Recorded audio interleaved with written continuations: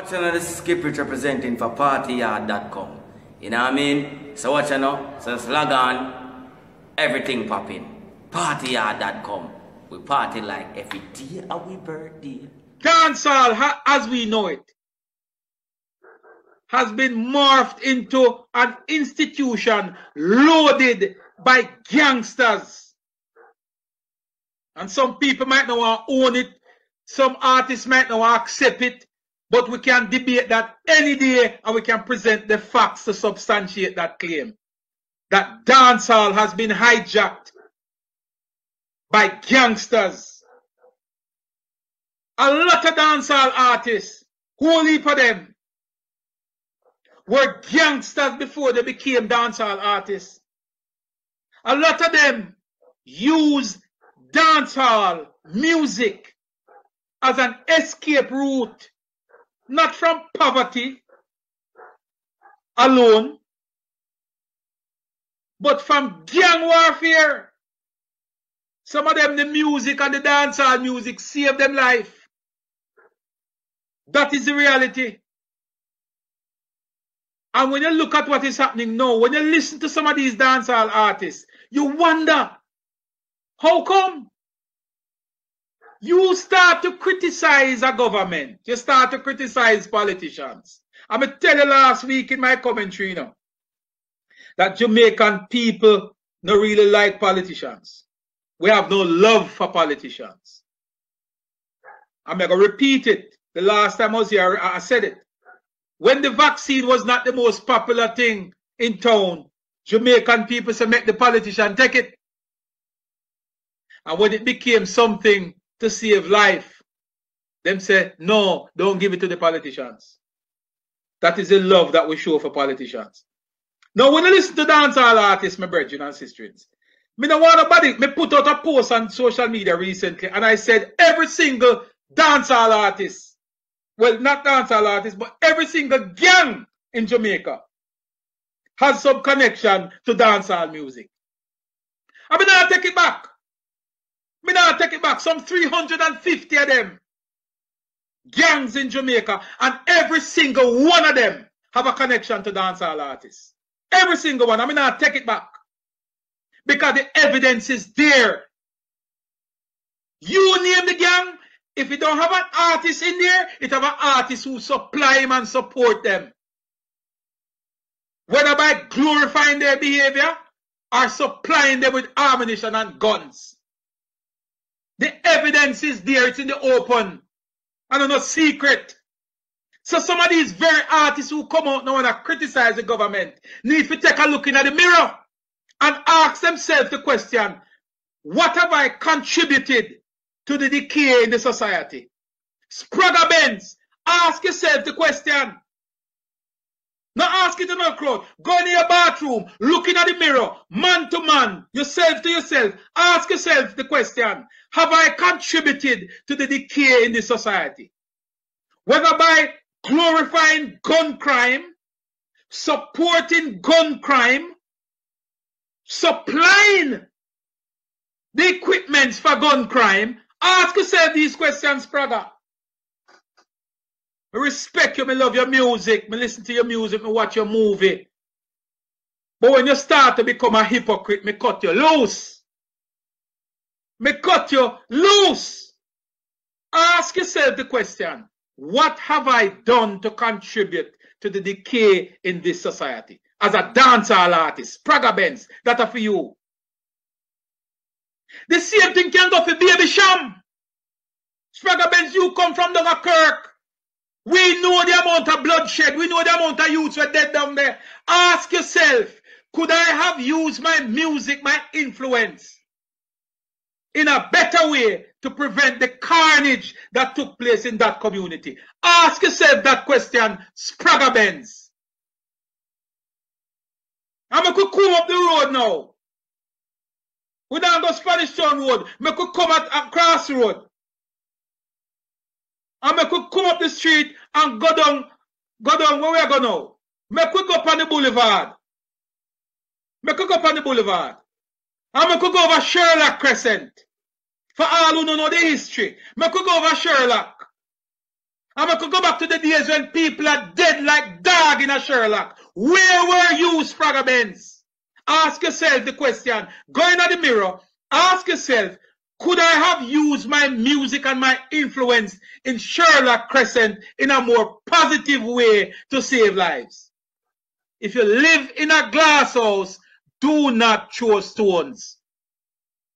Because you come out and criticize and you forget you live in the same society and you contribute to the same problem we are faced today. So instead of pointing the finger at the Prime Minister, pointing the finger at politician, why not look in the mirror? Ask yourself the question, Baby Sham. You live at Sherlock for years. When Sherlock and Brook Valley are shelled down the place and people are dead like rice grain, ask yourself the question, where were you? How could you have contributed in a positive way to what was happening there? Ask yourself the question. Did I contribute by glorifying the behavior around me? Did I contribute by supplying ammunition and guns? Ask yourself this question. Could I have influenced the youth in a more positive way? Ask yourself these questions. If you live in a glass house, do not throw stones. Gargamel, you just do 10 years of prison for something that has contributed to the gun crime in this country. Drugs is one of the main causes of criminality and murders in this country. You, Buju Banton, Mark Myrie, went to prison for drugs. Cocaine, no ganja, cocaine, hard drugs, and you do your time. And Jamaican society accept you back here. I'm going to show you how hypocritical you are. You came back to Jamaica. Jamaican accept you. We love you because you're for we. Irrespective. But when you live in a glass house, Buju, do not chew on a stone. You start to criticize and tell people, don't take the vaccine, vaccine this, vaccine that. You came back from incarceration. You did one of the most beautiful tours of the Caribbean, Jamaica, all over. And you also did a tour of Africa. Before your incarceration, you would have traveled to several countries in Africa. And I will bet you my life that many of those countries that you have gone into in Africa, you had to do a vaccine. You had to take a vaccine. You had to be vaccinated before you were allowed to enter. Mr. Vegas, who is also an entertainer, would have charted the same course. So he might talk from experience and him calling out. Him say most someone who have badmouth the government went to Africa and other countries where you had to be vaccinated. You had to be vaccinated before you can enter those countries. Yet you come to tell our people that we mustn't take no vaccine. How is it that we're going to get back to normal life? How is it that we're going to have parties, go to restaurants, socialize with your family and friends? If we don't get the country totally vaccinated, get to herd immunity, which is somewhere in the region of 65 or 70%. How are we going to get there? When we have influential people like you, Buju Myrie, Buju Banton, I tell people not to take vaccine. That is so irresponsible and disrespectful. And hypocritical. Because when you travel to these countries, you don't ask a question. You take your juke down a comprehensive clinic, a Slipend Road, and go on your merry way. Spragga probably go to Africa too. And if we check the records, which we have the data, we're not going to put up no information out there. But we have the information. We have the information and the date and time when you not getting a vaccine and when you look at yellow slip if you go to Africa. We have it. We just don't feel like publish it. But we're going to point out the hypocrisy in an argument. Spragga, you go to Africa too. You had to get it.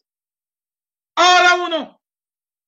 Who have beat down vaccine, every single one of them had to take it when they go to Africa. And not just that. Mark Myrie probably would have gotten somewhere in the region about 5 or 6 vaccines already. All of we in Jamaica get it. Some of we still have the mark on our hand. How we not dead yet? My mother is 75 years old or 74 years old and she still have her mark on her hand for her vaccine. She not dead. Vaccine never kill her. Back in the 50s, when poliomyelitis killed people all over, Jamaica was a pioneer. Jamaica was a poster child for the World Health Organization in fighting infectious disease through vaccine. Our vaccination program is the best in the world, and today it is still on the World Health Organization website. So we cannot listen to ignorant hypocrites like Buju and them, who are fighting a political war. And I don't know why we're fighting a political war now. 49-14 should have settled the argument long ago. 49-14 should have settled that argument long ago. And you fall in line. The quicker we get the country to herd immunity, is the quicker we'll be back up and running. And some of these so-called entertainers and artists who profess to be smart people, the quicker them get in line, is the quicker we'll be back up and running. Because I tell you what, there is going to be a time when Buju will be vaccinated, whether I like it or not, because I'm going to go on travel to wherever I'm allowed to travel to. Spragga, the same thing. And look at these artists, they come out with this bag of nonsense and criticize crime in the country and they want to run country. The community where you come from, a lot of you couldn't run it, you run left it. Take up on the foot and run Ghana foreign left it. After you inoculate it with guns, you run left it Ghana foreign and hide. And yet you don't want to run country. Prime Minister must turn over country because you know better how to run country. Eh? You can't run the little gangster them around and control them. The little gangsters run you can't run them, but you don't want to run country. Back up on yourself and simmer down, man. If you live in a glass house, don't throw no stone.